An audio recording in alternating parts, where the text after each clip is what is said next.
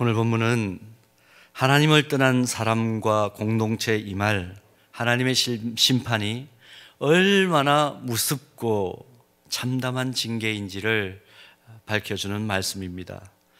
분명히 하나님은 우리가 믿는 대로 또 우리 삶에 나타나시는 대로 자비와 긍휼이 풍성하신 사랑의 하나님이십니다. 그러나 하나님께서는 하나님을 떠난 사람과 공동체, 하나님이 세워놓으신 기준으로부터 멀어진 사람과 공동체에 대해서는 그 분노와 심판을 상상을 초월할 정도로 바라십니다. 그래서 오늘 본문을 보면 하나님의 심판을 받은 예루살렘을 바라보는 선지자 예레미야는 본문을 시작하면서 이렇게 시작합니다. 우리가 예레미야가 1장과 2장 처음 첫 구절에서 보았던 것대로 슬픔의 탄식사, 에카, 슬프다, 이 탄식의 말로 4장을 시작합니다. 하나님의 심판을 받은 예루살렘이 오늘 본문에 어떻게 비견되어 있느냐 하면 아브라함 시대에 불과 유황으로 심판받았던 소돔과 비견될 만한 그런 찬상을 겪게 되고 있다, 또 겪고 있다 하는 것을 예레미야는 밝힙니다. 이런 참혹한 심판의 상황이 기록된 이 본문 4장, 정말 읽기 싫지만 좀 피하고 싶은 본문이지만 이 본문을 보게 되면 크게 두 부분으로 이 본문이 정리되는 것 확인할 수 있습니다. 첫 번째는 뭐냐 하면 하나님의 심판은 인간이라는 존재 자체를 부정할 수밖에 없을 정도로 심각하고 강력하다는 것입니다. 인간성 자체라는 것이 없어질 정도로 심각한 그런 하나님의 심판을 밝혀줍니다. 본문이 밝히고 있는 하나님 심판의 강도 속에서 가장 심각하게 다가오는 것 중에 한 가지는 어머니가 그 젖먹이 자녀를 먹이질 못해서 나타나는 참혹한 상황입니다. 본문 4절을 한번 보시길 바랍니다. 젖먹이가 목말라서 혀가 입천장에 붙으며 어린아이들이 떡을 구하나 떼어줄 사람이 없도다. 떼어줄 사람이 없도다. 사랑하는 자녀들이 굶주리고 있는데 그 자녀들을 먹이지 못하는 부모의 심정, 자신이 먹지 못하는 고통도 힘든 고통이지만 자녀를 배불리 먹일 수 없는 고통, 우리가 부모라면 얼마나 그 마음이 힘들고 고통스러운지 상상할 수 있습니다. 이런 고통 속에 자녀들이 처한 그 고통, 본문 5절에서 9절 말씀을 보면 마치 영상을 보여주듯이 그 참혹한 결과를 묘사합니다. 특히 본문 8절, 너무너무 가슴 아픈 장면입니다. 이제는 그들의 얼굴이 숯보다 검고 그들의 가죽이 뼈들에 붙어 막대기같이 말랐으니 어느 그릇에서든지 알아볼 사람이 없도다. 먹질 못해서 자기 자녀들이 이렇게 되었다는 것입니다. 다이어트에 익숙한 우리들에게는 배고픔이나 굶주림이라는 단어가 전혀 다르게 이해됩니다만은 이건 상황이 다른 것이죠. 종종 탈북민들로부터 탈북을 경험하게 된 이유를 들을 때가 있습니다. 특히 온 가족이 어린아이까지 데리고 탈북을 경험하게 된 이유를 들어보면 많은 경우에 자녀들의 굶주림을 참지 못해서 탈북하게 되었다 하는 말을 듣습니다. 자녀들이 앙상하게 말라가는 그 광경, 오늘 본문 8절에 기록된 대로 그 얼굴이 숯보다 검고 가죽이 뼈들에 달라붙어가지고 막대기같이, 마른 막대기같이 되어버린, 어느 그릇에서든지 사람들이 볼 때 저게 사람이냐? 그렇게 말할 정도의 그 굶주림, 그거 참지 못해서다 말하는 거 종종 듣습니다. 눈 뜨고 지켜볼 수가 없었다는 것이죠. 그래서 앉아서 굶어 죽느니 또 다르게 죽더라도 우리 아이들 배불리 한번 먹이고서라도 죽자, 그 심정으로 살 길을 찾아서 탈북을 하게 되었다, 그런 고백들을 듣습니다. 코로나 재난 상황이 장기화되면서 지금 북한 주민들이 더 큰 어려움은 바이러스 감염의 위험보다도 식량난이 더 크다는 소식을 전해 듣습니다. 한 보고서를 보니까 북한 주민 지금 44%가 기아선상에 허덕인다고 합니다. 어린아이들에게, 2살 이하 아이들에게 제대로 영양 공급이 되지 않으면 그 아이들은 정신적으로 반드시 문제가 있다, 소아정신과 전문의들이 하는 이야기를 듣습니다. 제대로 공급되지 않았을 때, 그들이 자라서 어른이 됐을 때 그들은 분명히 이 사회에 큰 해악으로 다가올 것이다. WFP라고 세계 식량 계획이라는 기구가 있습니다. 어제 그 기구에서 발표한 결과를 보니까, 보도 자료를 보니까 이렇게 되어 있습니다. 전 세계 49개국 최빈곤 국가들이 있는데 코로나19 이후에 가장 피해가 큰 나라가 어느 나라일 것이냐? 북한이라 그렇게 보도를 했습니다. 국민 중에 1220만 명이 만성적인 식량 부족과 영양 결핍에 시달리는 나라다. 그게 북한이다. 바이러스 감염 때문에 죽는 것보다도 먹지 못해서 죽을 확률이 더 크다. 공공연하게 보도자료가 나오는 것을 봅니다. 이런 동포들의 아픔이 빨리 해결될 수 있도록 역사의 주권자이신 하나님을 향한 우리의 깊은 기도가 더 강력하게 절대적으로 필요한 상황입니다. 결국 지도자 문제 때문이죠.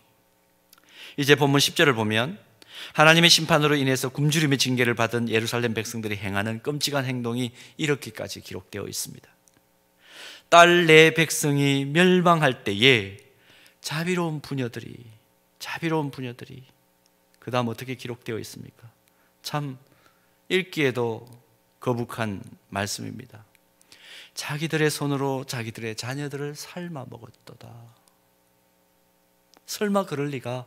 그런 마음이 우리에게 들지만 하나님의 무서운 징계 앞에 있는 예루살렘 공동체에는 그동안 자비롭고 자애로웠던 그 어머니들이, 사랑으로 가득 찼던 그 어머니들이 자기들의 손으로 자기 자녀를 잡아먹기까지 하는 그 끔찍한 일들이 벌어졌다는 것입니다. 하나님의 징계의 결과입니다. 인간성을 완전히 상실한 상상 초유의 일들이 하나님의 강력한 심판 속에서 일어나는 것입니다.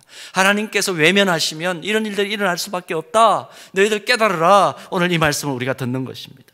하나님을 떠난 자들, 공의와 정의의 기준을 잃어버리고 사랑과 평화의 가치를 잃어버린 자들을 향한 하나님의 심판이 이토록 무섭구나. 몸서리칠 정도로 무섭구나. 전쟁을 모르는 세대들이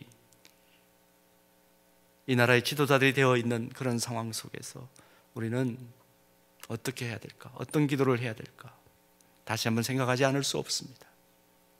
본문 전체에 흐르는 하나님께서 내리신 심판의 무서운 상황들, 이 심판의 무서운 상황들을 오늘 보는 것이죠. 하나님 외면하면, 하나님의 기준과 합하여 살지 못하면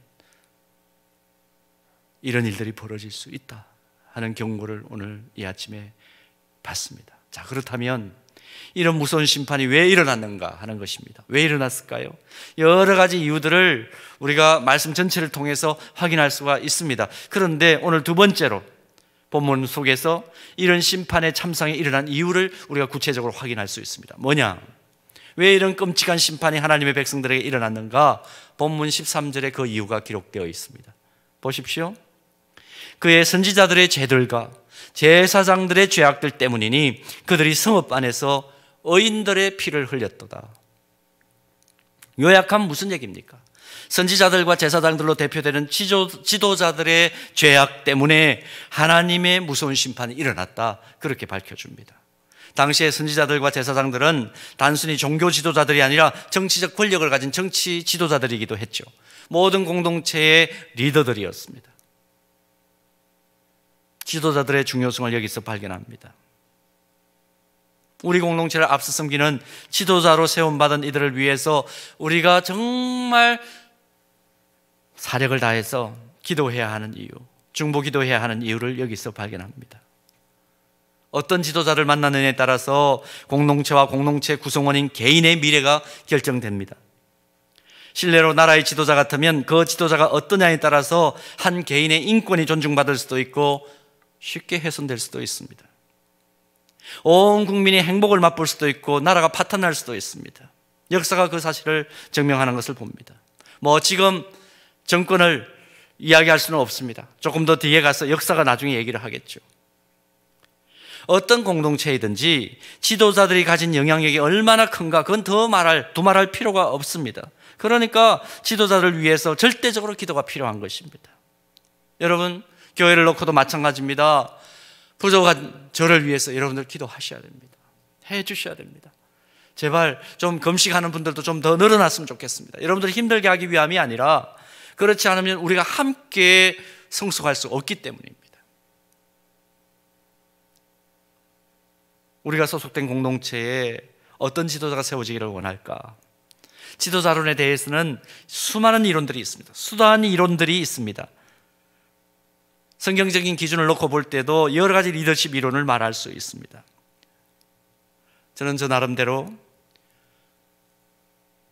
예수님을 통해서 발견한 지도자 상이 있습니다. 어떤 공동체에나 이런 지도자가 있다면, 예수님처럼 이렇게 움직이는 지도자가 있다면 그 공동체와 구성원들은 행복할 것이라고 늘 생각하는 지도자 상이 있습니다. 아주 간단합니다. 뭐냐 하면 공동체 구성원들과 함께 울 수 있는 지도자입니다.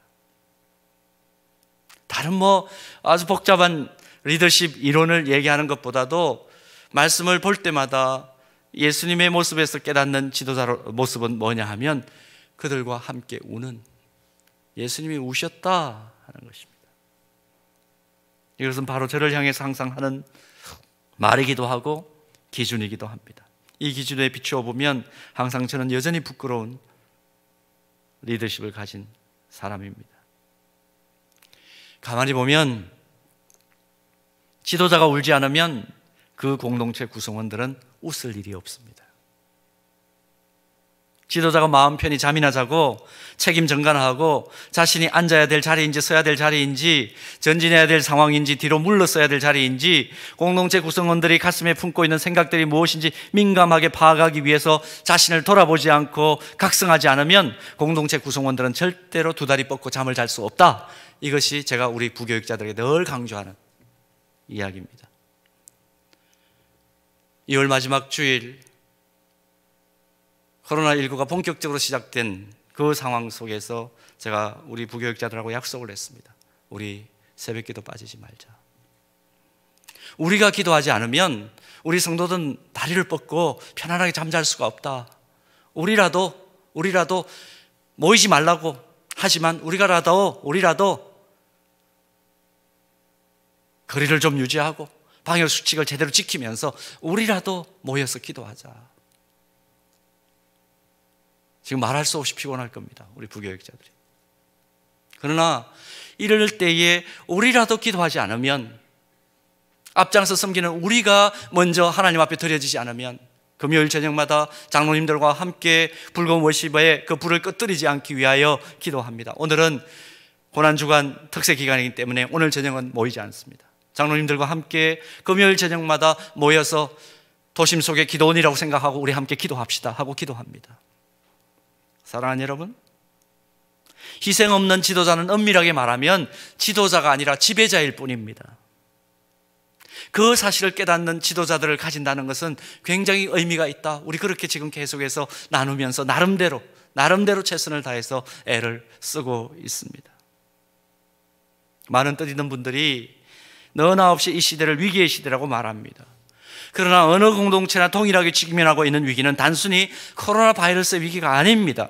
무엇의 위기입니까? 지도자의 위기입니다. 지금 이 나라의 당면한 상황도 마찬가지 아닙니까? 경제 위기나 남북 대결 구도 속에서 오는 위기나 외교적 위기가 아닙니다. 그 이상의 위기, 코로나19 때문에 위기다, 그것 아닙니다. 그 어떤 상황 속에서도 그 위기를 돌파해 나가야 될 지도자들이 어떤 생각을 가지고 있느냐, 함께 울 수 있는 지도자냐 하는 것입니다. 이 나라에 얼마나 말 잘하는 정치인들이 많습니까? 지금 4.15 총선을 앞두고 있습니다. 거리에 붙어있는 현수막의 정책만 정리해 보십시오. 선거 공보 받으셨지요? 선거 공보를 저는 우리 집에서는 그냥 쫙 이렇게 그냥 책상 위에 펼쳐 놓았습니다. 일부러 위하여 기도하면서, 지나가면서 기도하는 거죠. 하나님, 이 지금 웃고 있는 사람들이 정말 마지막까지 자기들만 웃는 것이 아니라 섬기는 국민들을 웃게 하는 사람 되게 해 주십시오. 그게 저의 기도입니다. 선거 공보를 펼쳐보면 나오는 정책들 있지 않습니까? 그 정책들만 정리하면 우리나라는 곧 전 세계 1등 국가 됩니다. 유토피아가 될 수 있어요. 후보자로 선거운동을 할 때에는 모두가 섬김과 겸손의 리더십을 자부하고 무슨 일이든 국민의 편에 서겠다, 그렇게 말하는 것을 듣습니다. 그러나 선거 후 당선만 되면은 달라지는 태도를 보여주었던 지도자들을 우리는 수없이 보아왔고 경험했습니다. 그러니까 투표를 정말 잘해야 되는 거죠. 국민들이 깨어 있어야 되는 거죠. 정말 내건 공약을 실천할 수 있는, 실행해낼 수 있는 실력과 전문성이 있는지, 과거의 이력을 보았을 때 정말 도덕성 있게 딴 사람들 속여먹지 않고 거짓말하지 않고 제대로 이 국민들을 섬길 수 있을지 제대로 보고 제대로 선거를 해야 하는 것입니다. 그러므로 우리가 꼭 기억해야 될 것도 있습니다. 지도자도 연약한 인간이다 하는 기본적인 이해와 함께 지도자들을 향한 기도를 쉬지 않는 것입니다. 특히 영적 공동체의 지도자를 위한 기도 쉬지 않아야 합니다. 하나님, 우리 공동체의 지도자를 지켜주옵소서. 그들도 연약합니다. 세상 것에 한눈 팔지 않게 하시고 무엇보다 하나님 말씀 사랑하고 하나님 말씀 기준 삼아 하나님 말씀에 순종하면서 정직한 생활과 감사하는 생활과 본이 되고 겸손하게 이 공동체를 섬기는 영적 리더들 되게 해 주옵소서. 절대적으로 중보기도가 필요합니다. 사람은 말에 감동받는 것이 아니라 눈빛에 감동받는다는 말이 있습니다. 정말 그런 것 같아요. 아픔에 신음하는 공동체 구성원들을 생각하면서 뜬 눈으로 밤을 새우고 그들의 아픔을 품어주고 그들에게 해줄 말이 없거나 해줄 수 있는 것이 아무것도 없어도 함께 손을 맞잡고 울어줄 수 있는 그런 지도자, 우리 그런 지도자의 복을 함께 누리게 되기를 소원합니다. 그런데 오늘 본문을 보면 이 선지자와 제사장으로 대표되는 그런 지도자들이 이스라엘에는 없었습니다. 그 결과 이스라엘은 참혹한 하나님의 심판 앞에서 온 백성이 상처 구덩이 속에서 함께 뒹구는 거죠. 오늘 예레미야 애가 사장을 통해서 우리가 깨닫는 중요한 진리 정리하겠습니다. 첫 번째는 하나님 심판의 무서움을 각성하고 하나님 뜻에 우리 순종하자. 작은 것이라도 하나님의 뜻에 순종하자. 잘못된 것이 있으면 하나님 앞으로 작은 것이라도 돌이키는 것입니다. 더 아프게 두드려 맞기 전에 가능한 빠르게 하나님 앞으로 돌아가야 이런 참상을 겪지 않는다 하는 것 깨닫습니다. 선지자 호세아는 호세아 6장 1절에서 이렇게 우리에게 요청하죠. 오라, 우리가 여호와께로 돌아가자. 여호와께서 우리를 찢으셨으나 도로 낫게 하실 것이요 우리를 치셨으나 싸매어 주실 것임이라.